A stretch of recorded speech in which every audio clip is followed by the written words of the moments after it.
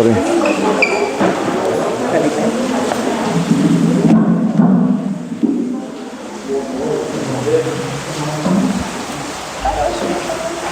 parou.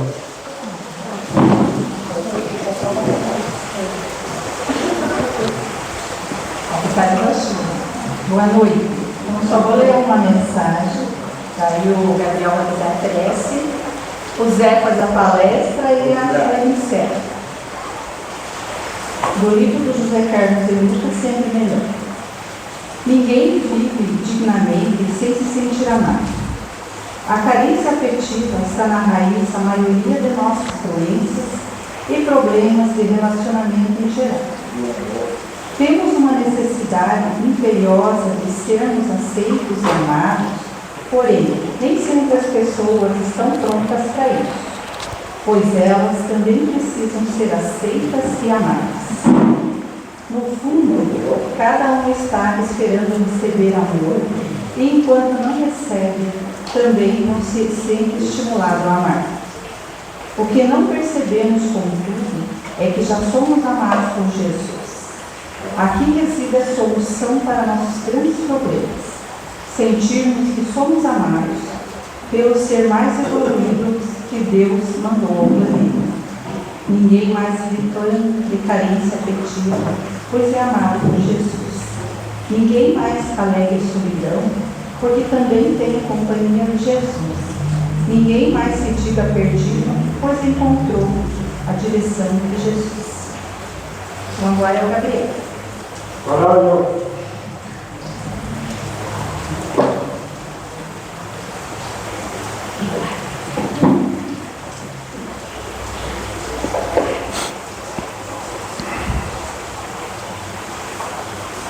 E o Senhor Inés vai fazendo o Jesus, Inés, e diz o movimento de espiritualização que se opera no mundo todo, tendo nossas vistas voltadas sobre todos aqueles que imploram a nossa assistência, e fluido aquele mensageiro de Deus, que com especialidade a pleia que constitui o Espírito de verdade, o Espírito Consolador, oriente nós no caminho do bem, e nos proporcione alívio nos sofrimentos e consolação em nossas aflições.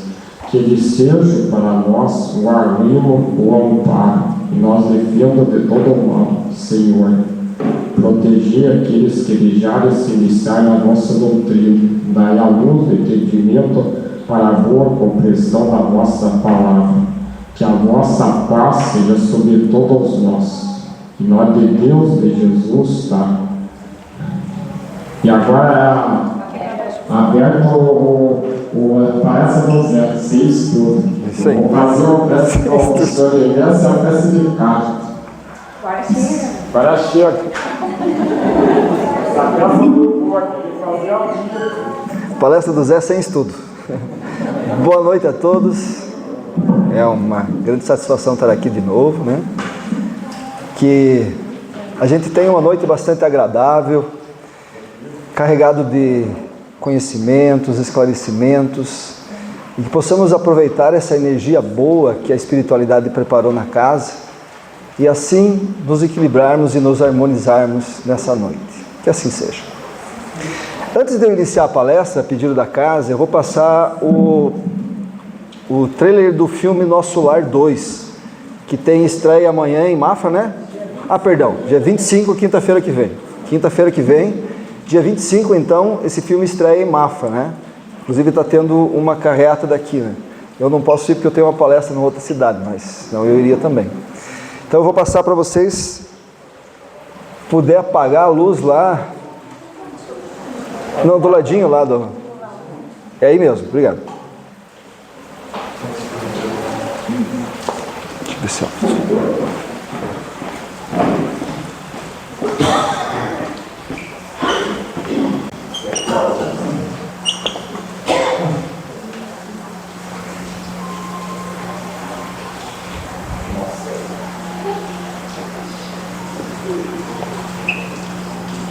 Ficou sem som por causa do controle. Ficou sem som por causa do controle. Ele não controla, está sem pilha.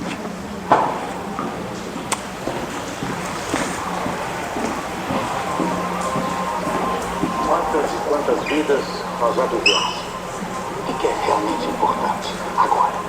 O que vale mesmo é amar.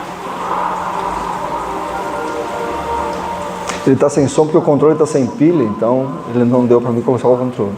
Mas dá para ter uma ideia. Hã? Vou tentar.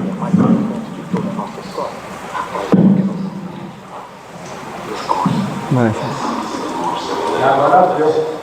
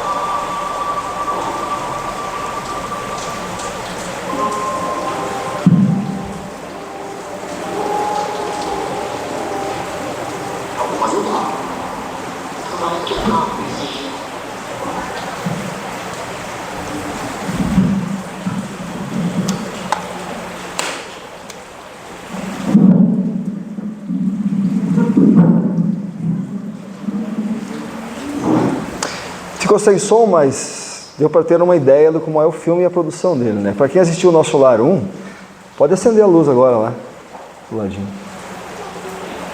Sabe que a produção é muito boa, né? Geralmente tem um dispêndio financeiro bastante grande, né, nesses filmes do Nosso Lar, porque se espera um público muito grande, então o filme é bem produzido, muito bem feito e muito bem dirigido, né? Então, quinta-feira que vem, dia 25, em Mafra, ok? No Cinema City. Pode falar. Se tiver interesse, eu coloquei no grupo do centro, eu coloquei o Pix, para quem quiser que a Lúcia Paulo do Animar, ela compra o ingresso, antecipado, né, R$15, meia o ingresso, e daí ela já pode comprar para quem quiser. Eu coloquei o telefone dela e o Pix no grupo do centro. Então é só conversar com ela atende já para facilitar, aí ela fica lá na frente esperando e traz para quem precisar, tá bom? Tá bom. Então vamos lá, vamos iniciar a nossa apresentação de hoje. Eu vou iniciar hoje um pouco diferente na palestra que eu faço normalmente. Hoje eu vou iniciar filosofando um pouquinho. Afinal de contas, a doutrina espírita nasceu na filosofia. Quando Kardec lançou o Livro dos Espíritos, a doutrina espírita chamava-se filosofia espiritualista. Então ela nasceu na água da filosofia. E filosofia por definição, é amar o saber. É mais que isso, mas é amar a busca do saber.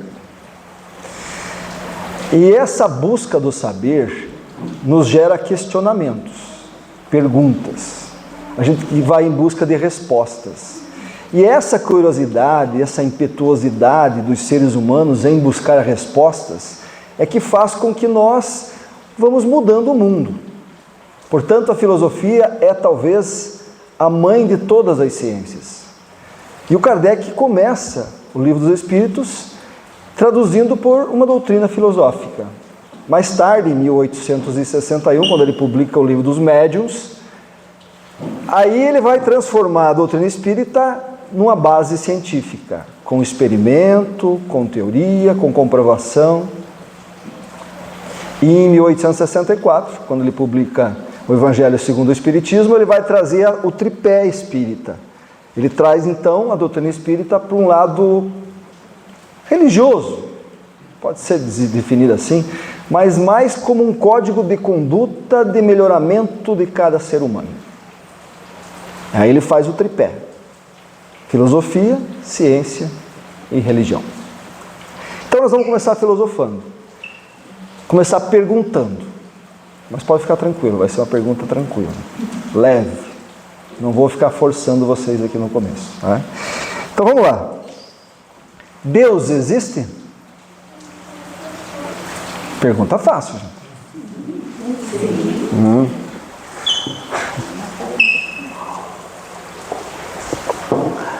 Na verdade, não precisa ninguém responder essa pergunta, né? Porque essa é uma pergunta íntima. Cada um de nós tem um certo contato com Deus. Mas baseado no público espírita que está aqui hoje, com o público que frequenta uma casa espírita, porque a casa espírita é uma casa que segue a doutrina de Jesus, né? E próprio Jesus disse que tudo vem do Pai e tudo volta ao Pai, então é sinal que Ele nos deu uma pista de que Deus realmente existe, né? Esse público que vem à casa espírita, eu posso dividir ele em 3 grupos, e eu acredito que nos 3 grupos todos têm consciência de que Deus existe. O primeiro grupo que vem à casa espírita normalmente é aquele pessoal que vem pela dor. Normalmente. Algo está desconfortável na vida, algo está desagradável, ou na vida dele, ou de alguém próximo, então ele vem em busca de um consolo. Vem em busca de um equilíbrio emocional, às vezes para preencher um prejuízo financeiro, um prejuízo de saúde, um relacionamento abandonado, ou até mesmo uma perda de um ente querido. Ele vem pela dor. E se você é um desses que fez parte desse grupo que veio para a casa espírita e conheceu o espiritismo pela dor, esse eu tenho absoluta certeza que sabe que Deus existe.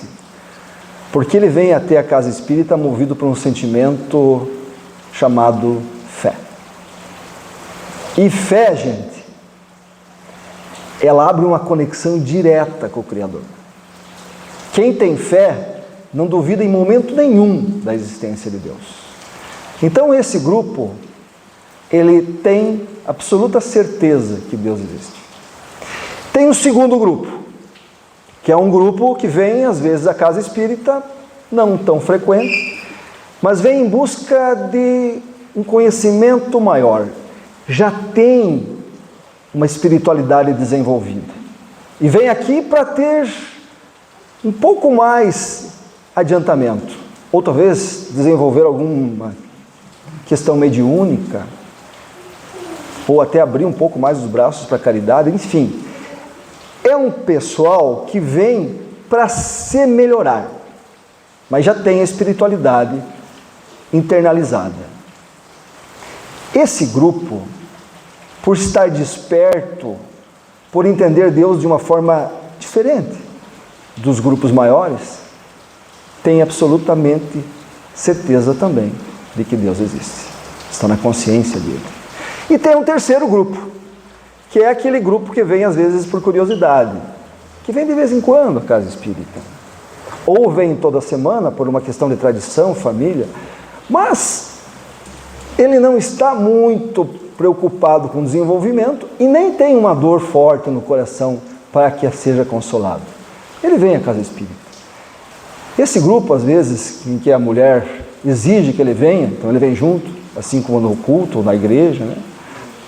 Esse grupo, talvez, tem alguém aí que seja deísta, que seja ateu, que não seja deísta. Nem vou dizer ateu, que seja agnóstico, que não acredita num Deus, mas sabe que existe uma vida posterior, uma vida contínua e assim por diante. Pode ser. O fato é que todos nós que estamos aqui, e eu acredito, temos consciência de que existe uma criatura que nos acompanha.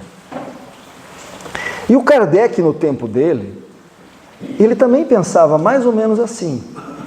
Ele tinha uma dificuldade de entender Deus, mas ele acreditava. E é por isso que ele vai abrir o Livro dos Espíritos com uma pergunta básica. Já que é para começar com o começo, vamos começar com o começo. O que é Deus? E olha que a pergunta é interessante. Quando ele diz o que é Deus, ele dá uma abertura para a pergunta impressionante. Porque ele espera qualquer resposta. Ele espera talvez que os espíritos digam para ele que Deus é aquela figura humana, sentado num trono, né? Que na época dele era muito forte ainda, porque as religiões ocidentais ainda pregavam muito fortemente isso. A ideia de um Deus que fosse uma figura concreta, física, palpável.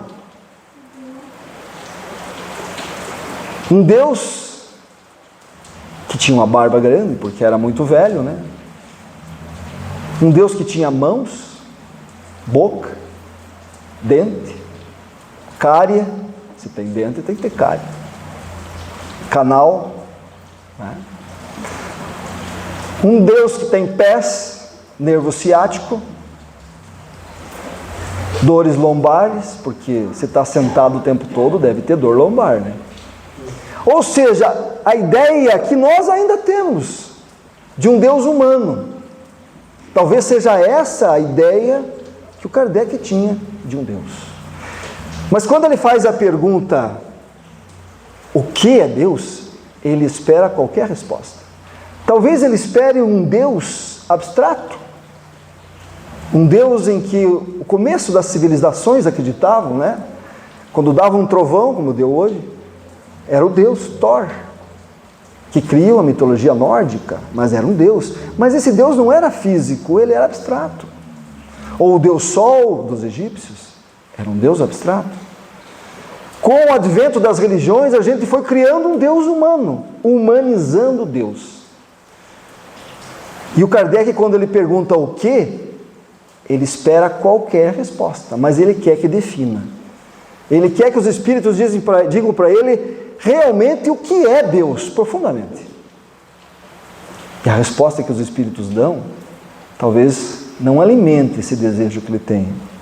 A resposta dos espíritos é: Deus é a inteligência suprema, causa primária de todas as coisas. Maravilhosa a resposta, mas frustrante para o Kardec. Mas eles definem Deus da maneira que talvez nós temos a capacidade de entender. E é isso que o Kardec já percebeu. Se Deus é a inteligência suprema, significa que tudo que Deus faz é perfeito. E isso é importante a gente ter na cabeça. Segundo, se Deus é a causa primária de todas as coisas, tudo vem de Deus. Deus é o princípio de tudo. E se tudo que vem de Deus é perfeito, nada está errado, nada está desconforme. Tudo está perfeito. Mas essa resposta não deve ter agradado o Kardec. Mas ele já começou a perceber que talvez os espíritos não iam falar para ele realmente o que é Deus. E aí ele vai fazendo perguntas, até chegar na pergunta número 10, aonde ele dá o tiro final. Ele pergunta: afinal de contas, o homem pode compreender a natureza íntima de Deus? Nós temos capacidade de entender Deus? E os espíritos respondem para ele: não, enfaticamente, não. E eles explicam por quê, o que é bastante interessante. Eles dizem: falta-lhes ou falta-nos, para entender a natureza íntima de Deus, um sentido. Falta-nos um sentido.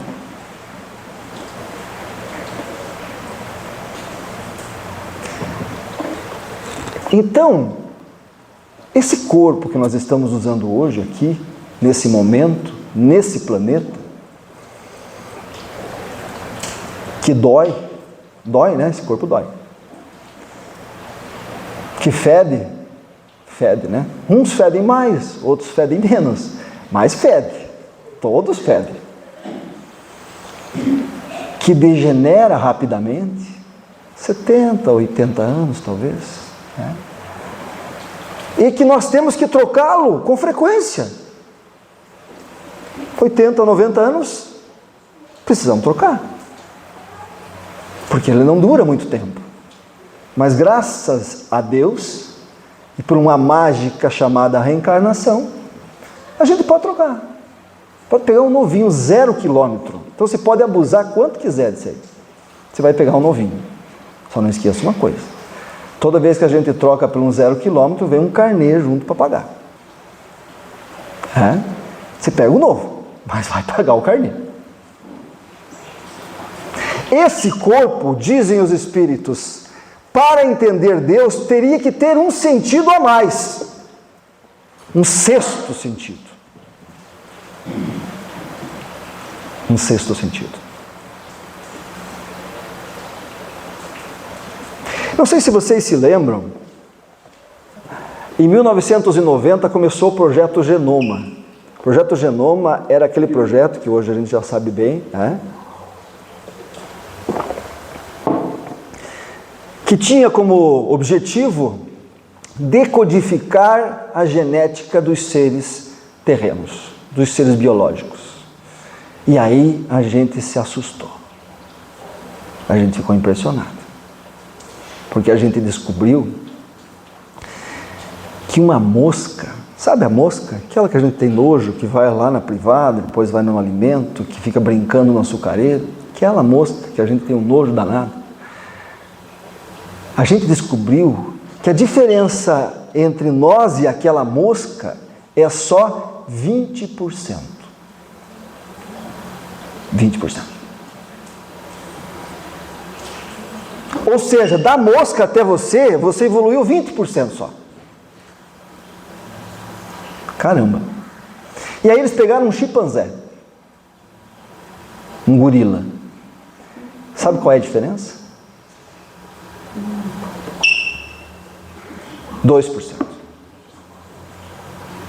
A diferença entre nós e um gorila é 2%.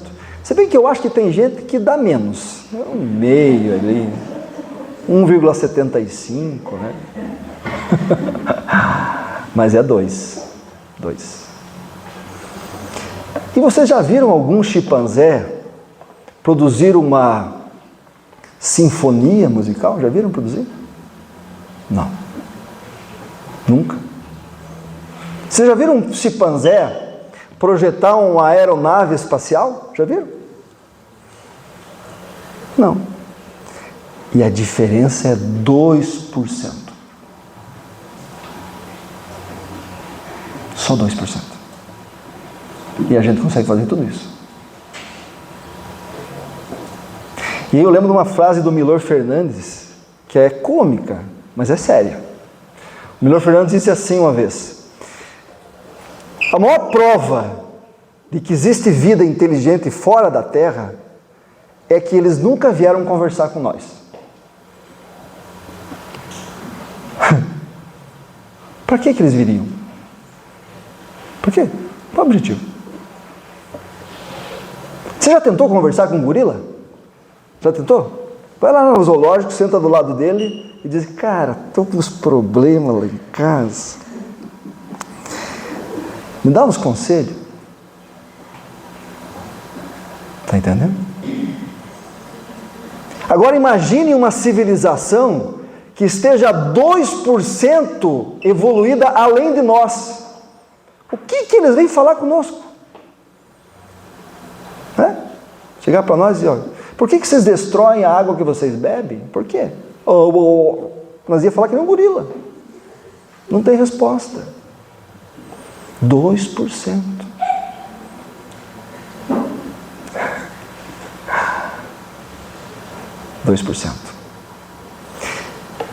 E o Emmanuel, no livro Roteiro, de 1972, um livro psicografado pelo Chico Xavier, ele vai dizer assim: a diferença entre nós, seres humanos, e um animal é a mesma distância entre nós e um anjo.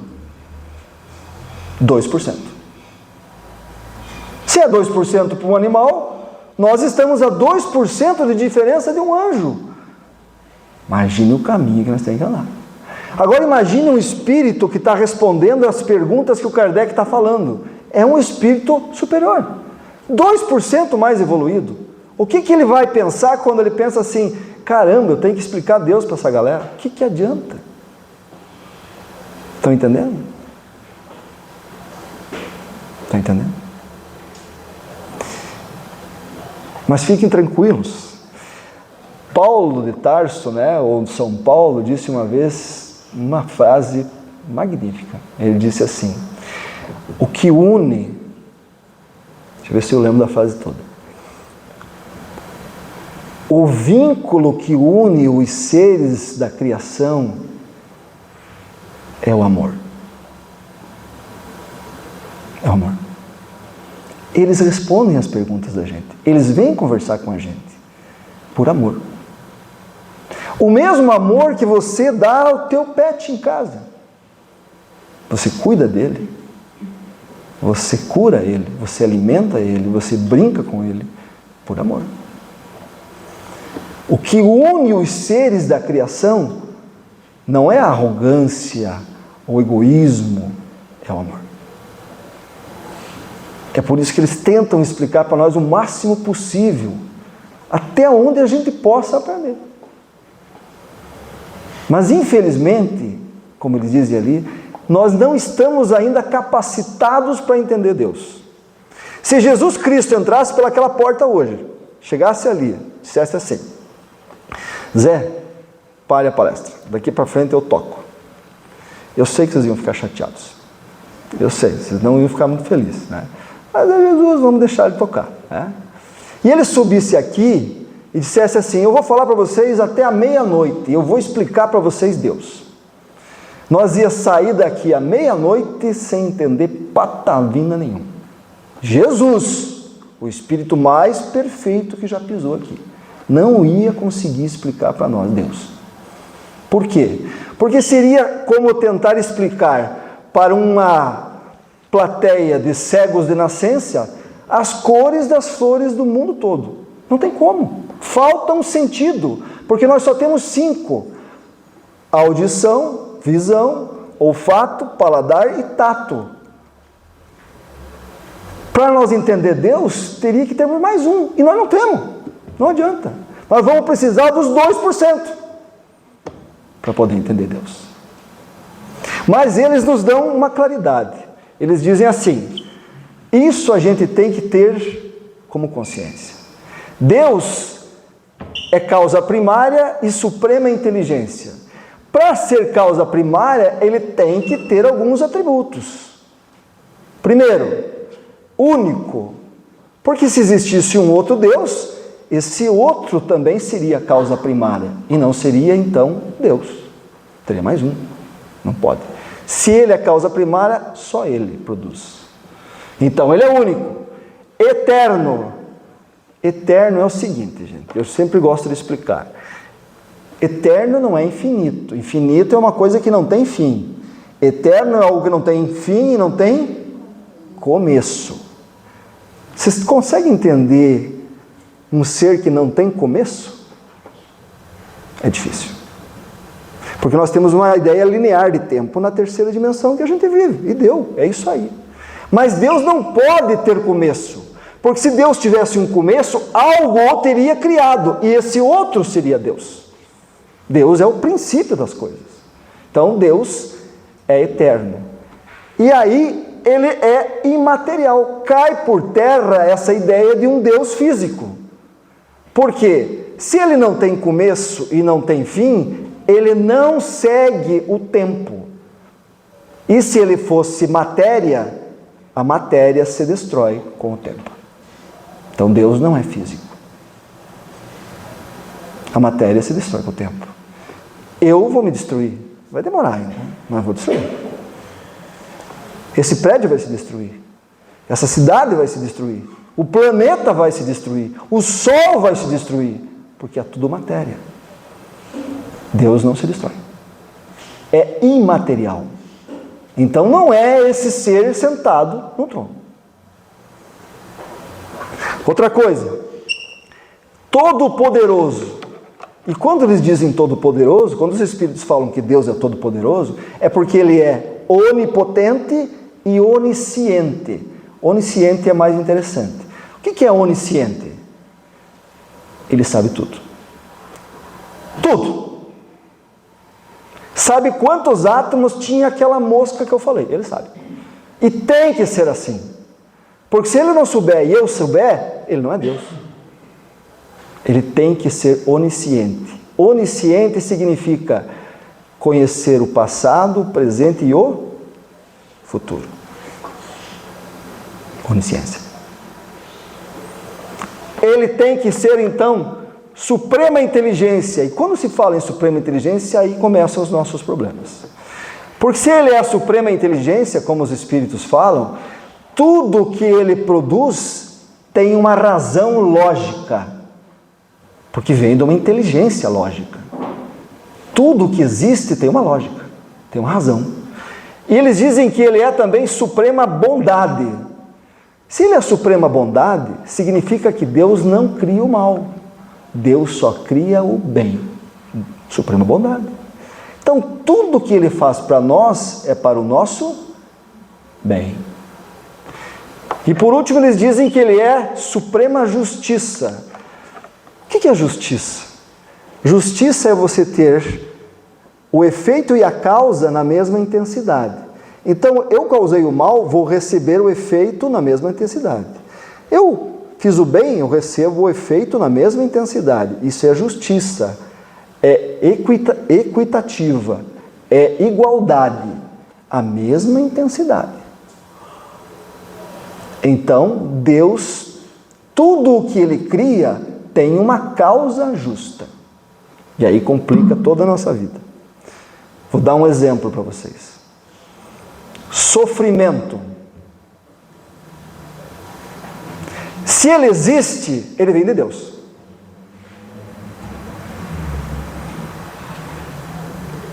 Se ele existe, se ele veio de uma inteligência suprema, ele tem uma razão lógica.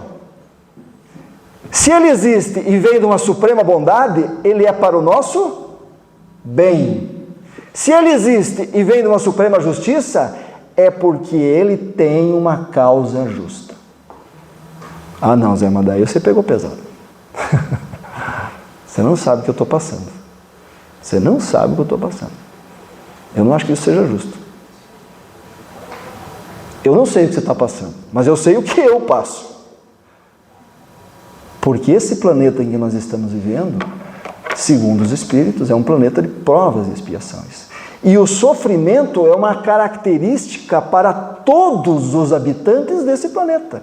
Não tem um ser aqui que não sofre.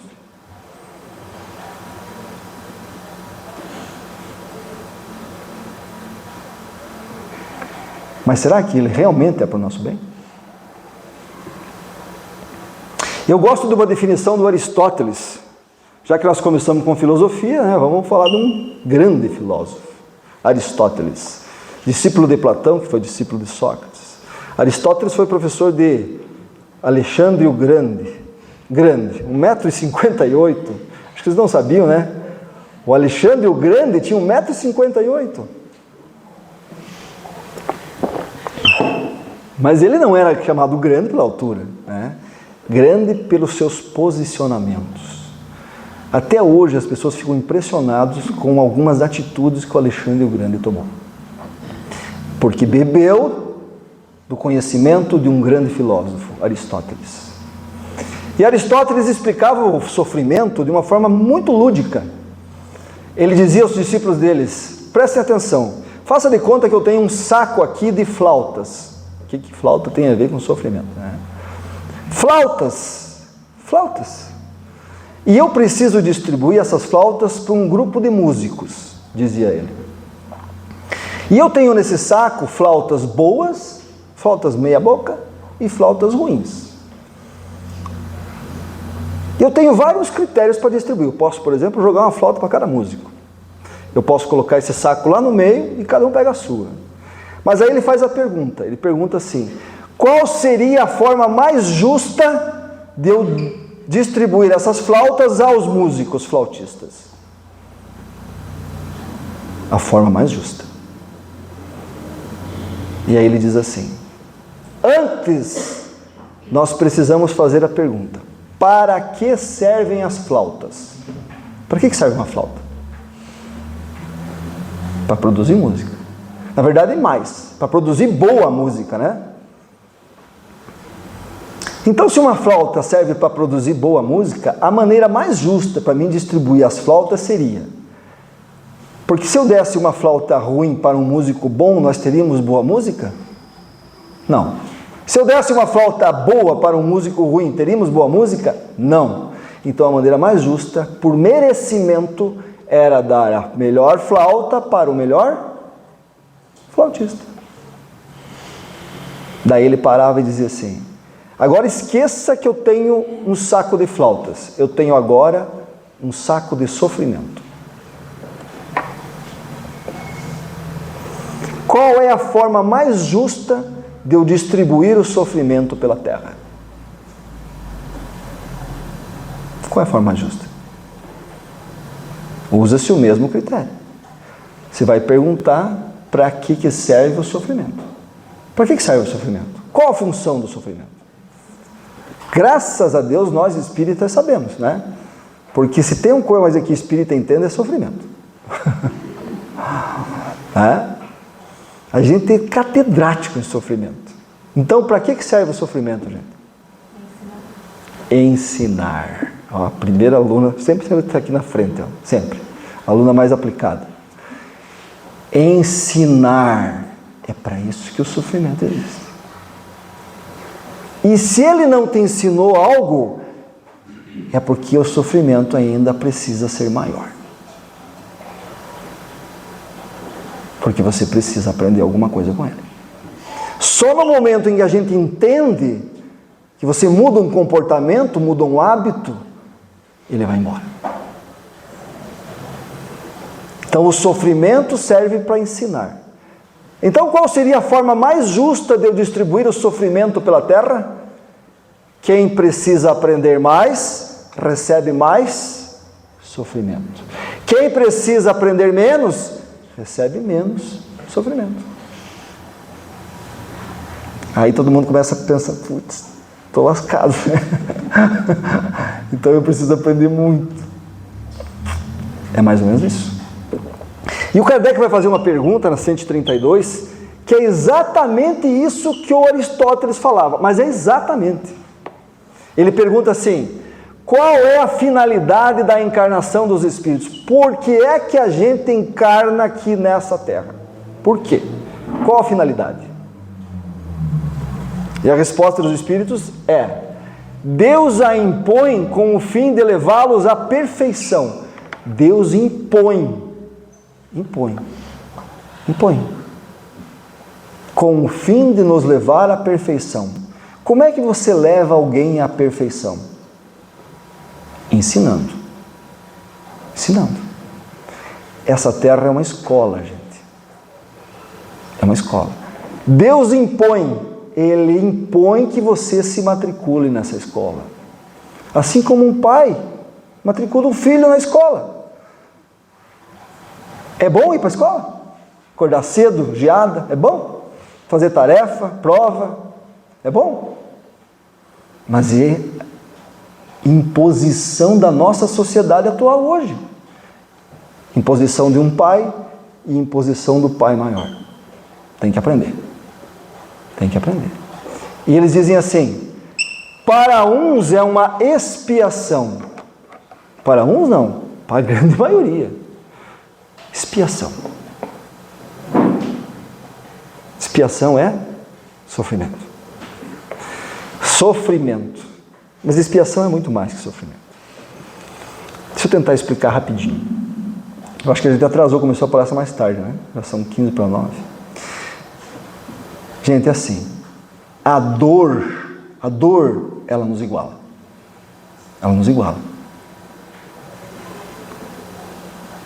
A perda de um filho dói na mesma intensidade para um palestino que para um judeu. Ele iguala. A dor de uma doença física degenerativa, o câncer, dói igualmente ao pobre e ao rico. Mesma coisa. Então a dor nos iguala. Só que tem um detalhe na dor. Eu só consigo sentir a minha. só consigo sentir a minha. Então eu machuco os outros, está tudo bem, porque eu só sinto a minha dor, eu não sinto a dos outros.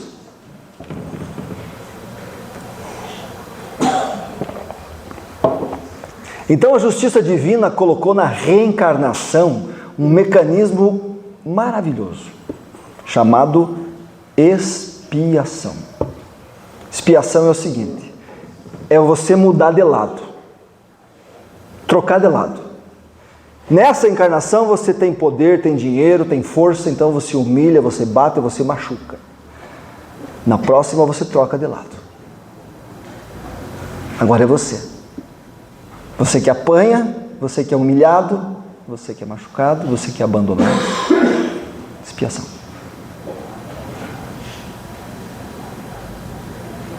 E eu me lembro de uma história do Chico, né? O Chico tinha um amigo em Uberaba chamado Quincas. Já ouviram essa, não? O Quincas era um contador renomado em Uberaba. Um bom contador. Tinha um escritório muito bem formado lá. E uma noite daquelas, os ladrões entraram no escritório dele para pegar dinheiro. O dinheiro estava num cofre, eles não acharam, se irritaram. Pense bem. Comecem a perceber o tamanho da obsessão que está acontecendo ali. Quebraram todo o escritório de contabilidade do cara. Tudo. Tudo. E o Quincas era trabalhador do centro espírita que o Chico frequentava. À noite tinha reunião. Quando o Quincas vai abrir o escritório de manhã, quase tem um ataque cardíaco. Entra em desolação. E à noite ele vai no centro espírita. Quando ele entra pela porta, o Chico já percebe, ele senta numa cadeira, o Chico vai lá e senta do lado dele. E não fala nada, em silêncio. Como se estivesse dando um passe magnético, acalmando ele. Mas não teve outra, né? Chegou uma hora que ele não aguentou. Ele disse, Chico, eu estou tão destruído. Aí o Chico olhou para ele e disse, Quincas, tenha fé em Deus. Tenha fé. Acredite. Acredite que as coisas vêm para o bem. Ah, Chico, você não está entendendo, Chico. Não está entendendo. Destruíram todo o meu escritório, acabou tudo. Todas as máquinas, tudo que eu tinha, contratos, documentos pessoais de clientes, tudo acabou. Eu tenho que começar do começo. Aí o Chico olha para ele e diz assim, o Emmanuel está aqui do meu lado e ele está dizendo para você que às vezes é muito bom devolver. Muito bom devolver. Expiação. Expiação. Ontem você roubou, hoje você é roubado. Ontem você traiu, hoje é você que vai ser traído. Ontem você humilhou, hoje é você que é humilhado. Ontem você matou por um motivo banal, hoje você recebe como filho. Compensação. Tiro a vida, dou a vida. Isso é expiação. Castigo? É castigo, gente?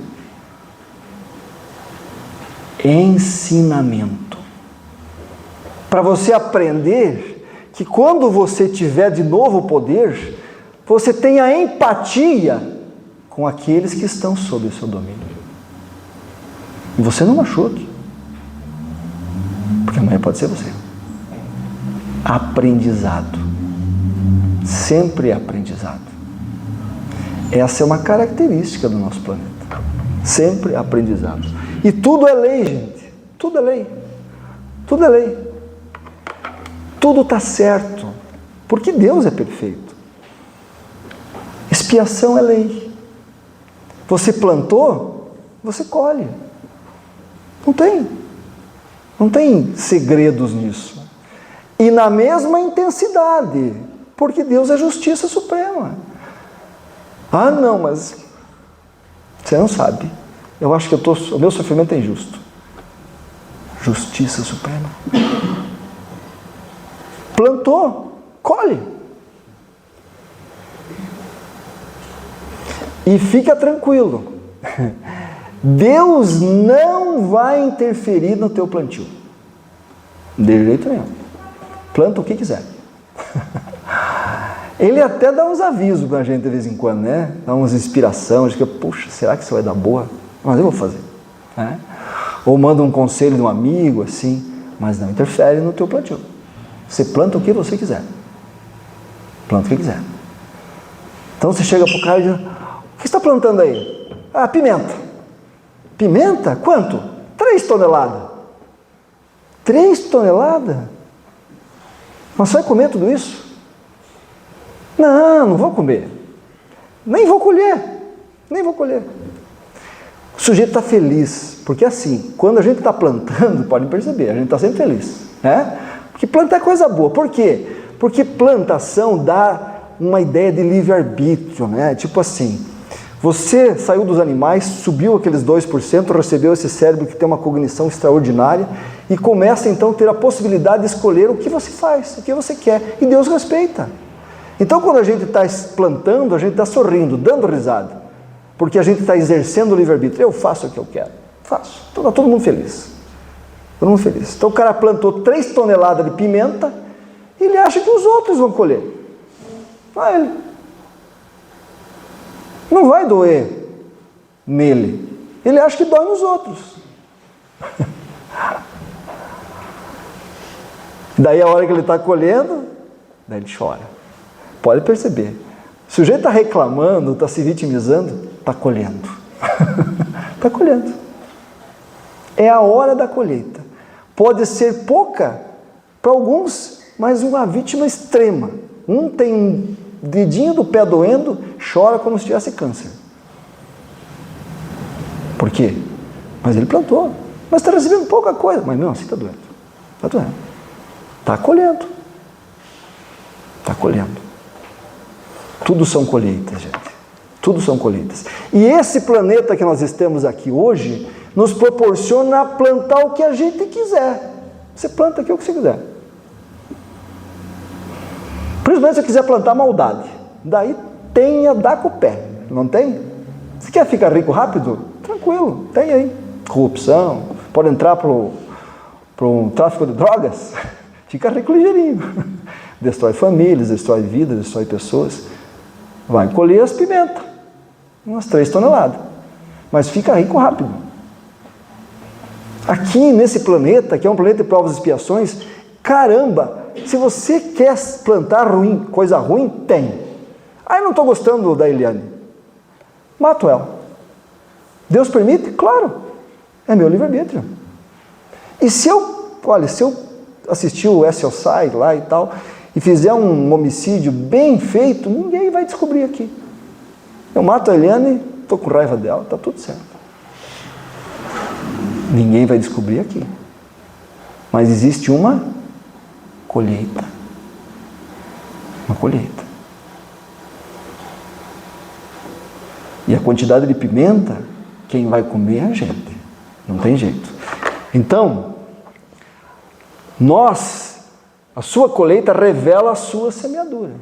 Se o nível de sofrimento é grande, é porque você plantou coisa ruim lá atrás. Plantou coisa ruim. E plantou mesmo.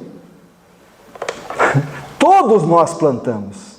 Porque nós temos um histórico espiritual extraordinário. E você acha que um tempo atrás você era melhor do que era agora? Muito pior. Olha, há 2000 anos atrás, quando Jesus estava aqui, isso não deu o quê? Dá 10 encarnações, talvez, porque você ficou uns tempinhos no umbral, então, vamos dizer que você ficou uns 500 anos lá. Nem sei se dá 10. No tempo de Jesus, matar é uma coisa muito comum. Comum. Os romanos tinham escravos, por exemplo. E eles, quando eles percebiam que o garotinho, o menininho ia dar um bom escravo, trabalhadorzinho, um chamava o outro lá, esse aqui vai dar bom. Sabe o que eles faziam?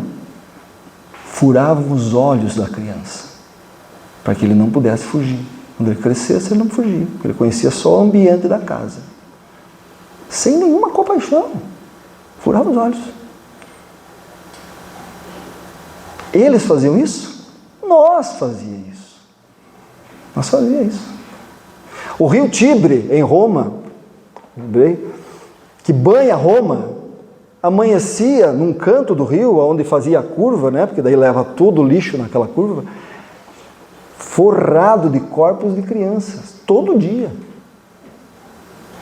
Crianças indesejáveis. Eram jogadas no rio, de boa, sem problema.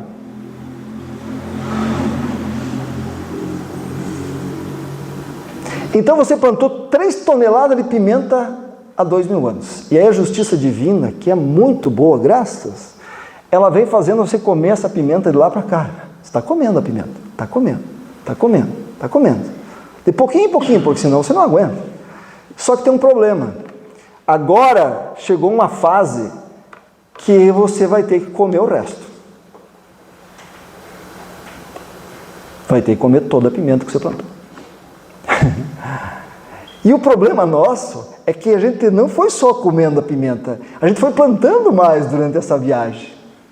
E agora a gente está com o saco cheio de pimenta. E aí o sofrimento vem. Porque o nosso planeta está passando por uma fase de transição. Não vai ter mais expiação aqui. É os últimos pegadas. Aqui, gente, é o momento de colheita total da humanidade. Tudo que a humanidade escondeu lá atrás, hoje vem à tona. Por isso que as pessoas dizem assim, nossa, mas esse planeta está cada vez pior. Sim, porque agora está aparecendo o tamanho da besteira que a gente fez. E a gente precisa comer a pimenta.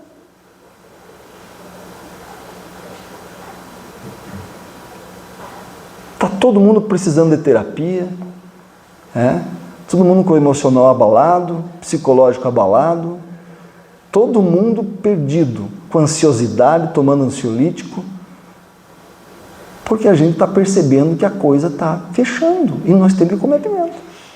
Inconscientemente nós sabemos disso. A gente sabe disso.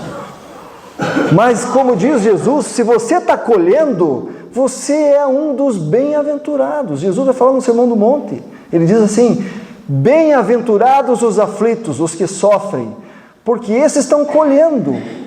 Porque tem gente que está plantando ainda. Plantando. Cara, imagina, por isso que a gente é feliz. O sofrimento que a gente está tendo é felicidade. Porque a gente está pagando uma conta que está indo embora. Já imaginou se a gente estivesse plantando? Cara, eu estou lendo um livro. Quer dizer, estou lendo um livro. Eu leio um, começo, termino o outro, assim eu vou indo, né? Sobre a biografia de uma auxiliar de enfermagem num campo de concentração nazista. 70 anos atrás. E ela trabalhava na ala das grávidas.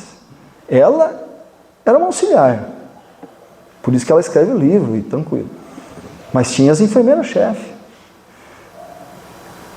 E quando uma judia estava em trabalho de parto, sabe o que eles faziam? Eles amarravam as pernas dela e vendavam a boca e jogavam numa cela. Matavam 2 judeus de uma vez só.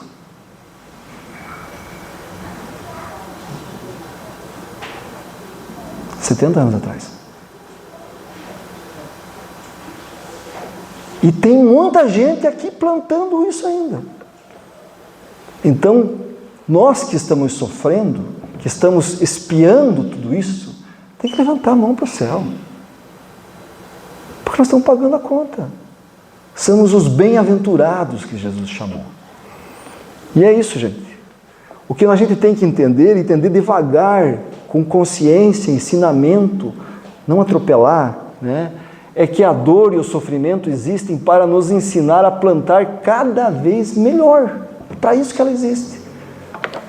Você sofre e pensa, não, essa pimenta eu não vou plantar mais. Não vou plantar mais. E a gente começa então a plantar, não mais prantos, choros.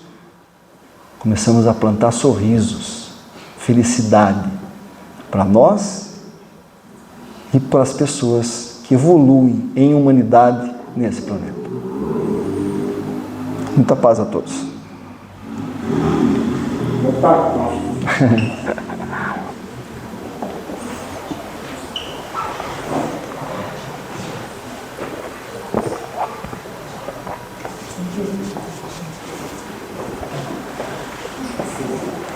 Quer que eu ponha um som lá?